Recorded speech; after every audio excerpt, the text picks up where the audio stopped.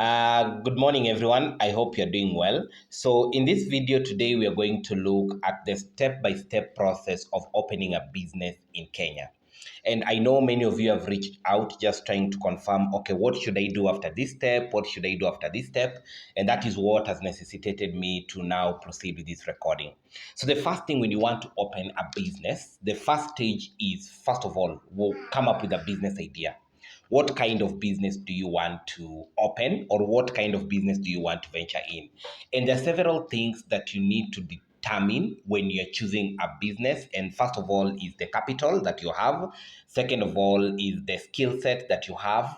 Do you have any skills as far as that specific business is concerned? Then also, what is the market demand and what is the location of your business? Okay, where are you going to open that business? So once you think about the business idea and you're comfortable with it, that will be the first step of starting a business in Kenya. Then another thing is you need to choose a business structure. So do you want it to be a sole proprietorship where you are the sole owner of that specific business and you're managing it? Do you want it to be a partnership where you are partnering, let's say, with some specific people so that you are able to open, let's say, a business? We have kayaks, we have boutiques, etc., etc. Or rather, do you want it to be a limited a limited company? So you need to also choose the structure of the kind of business you want to venture in. So that will be the second step. So you first have the idea, then what is the structure of your business? And I've given you the three: sole proprietorship, partnership, or limited liability. Then the next thing you need to do is you need to register your business name. And registering a business name in Kenya, you do that on the eCitizen platform. So first of all, if you don't have an account on the eCitizen, you first create an eCitizen account, go to the business registration services, then you search for your name. And for you to be able to search for that name, you'll be required to pay around 150 shillings. There are several legislations which are really being pushed. It's just last week, I think, or within this week, where the president has signed in some new business laws. So I'm not really sure whether that will also affect this process, but we need to also go and just look at if there are any changes as far as those payments are concerned. So once you search your desired name, you'll be required to pay 150 shillings, and that should take around between 2 to 3 working days. Okay, so that is the third step. Then on the fourth stage, now that you have already searched the business name and everything is okay, you need to now register that business.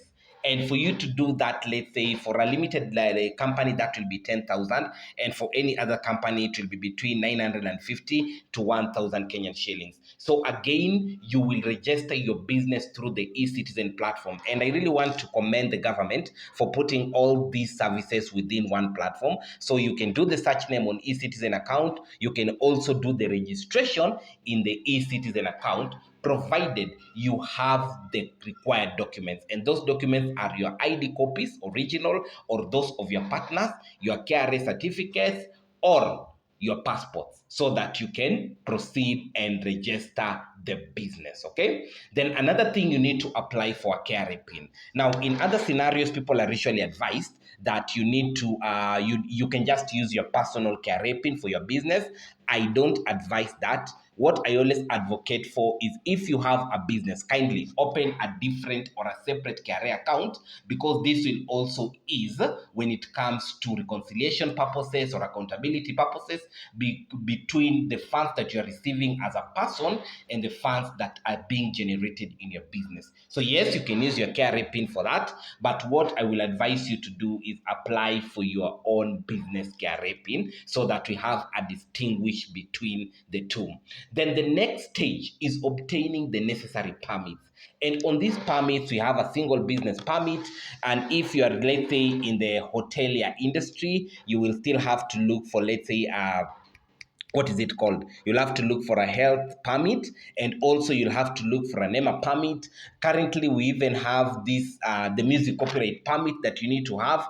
If in your business you'll be playing any music, we have the safety and security permit, whereby they need to come and look at where maybe if you have a fire extinguisher in your business place. You also need to have a marketing permit, and all these permits can be found in your county government offices. Just go there and they'll be able to advise you on what permits you need. And I think I'll also create a separate video on the kind of permits you must have in your business premise. Because I remember there was a time back when I was working in a certain company, I think around 6 years now, and these city council guys would just walk in and say, okay, we've seen your banner outside there. Do you have this permit to allow you to put all these advertisements around? So you show them that permit. We see you are operating on a physical premise. Do you have, let's say, safety measures in case there is a fire outbreak? You have to show them that permit. So I'll be also creating another separate account of the kind of permits you need to have in your business premise, because I know most of you do not have these permits. Then you end up bribing these kanjos every now and then when they walk into your business premise. Then another thing is you need to open a business account. And for this thing, I think most of us are really doing it the wrong way, because you have a very well, a business that is doing well, but you're using your personal account, or the business account turns out to be your personal account. Remember, and this is something that you need to teach yourself. You need to ask yourself, okay, if I was to hire a manager to help me run this business, how much would I pay him? And if you settle, let's say, on 80,000, 150,000, 500,000, then that is the money you're supposed to pay yourself. Okay? So you need to consider yourself also as an employee of your own business, and separate the account of your business with your personal account. Because the moment you mix the two, you will lose count of the financial transactions that are coming into your business, and also the transactions that are coming out of your business. Because you will end up even personalizing that account to an extent. All your personal expense will be removed from that account. Hence, no accountability of the money that is coming in, and that will really dent the financial flow of your business. So make sure when you're going to open a business, however small it is, kindly create a separate account for that specific business and distinguish it from your own personal account. Then set up a business recording system. And on this one, I must insist that you must set up records that are in compliance with the tax laws of Kenya. Okay. Then again, you need to have your own personal records. You can take leverage of the accounting softwares that are very easy to use, like QuickBooks. QuickBooks, personally, if you just go to YouTube, you are able to use it. You don't need somebody to take you through. Then if you are not very conversant with YouTube, you can even take a leverage of the G Suite app. That is, let's say, the Google Sheet forms. You can go there and have a record of, let's say, month to month basis. So this is my cost, this is the revenue generated, and this is the expenses that I will incur on a month to month basis. Then you can also forecast on what you're working towards, and this will help you manage your inventory as far as the business you're working on is concerned. Then the total costings, when it comes to, let's say, the breakdown of how much you may need. To my experience, I think my opinion is you'll need around 50,000 just to complete the entire registration process. That is from the name search, 150, the business registration between 1,000 to 10,000 if it is a limited company. Then let's come to the other licenses, maybe between 3,000 to 15,000. These licenses, you can get them from the county government office. So in total, when you want to register a business, you will need approximately between 40 to 50,000, and that is from the start.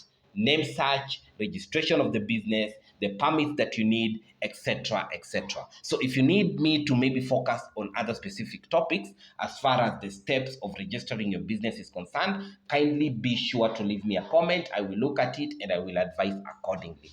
With that said and done, I want to take this opportunity to wish you all the best, and thank you so much for your continued support. Have a good day.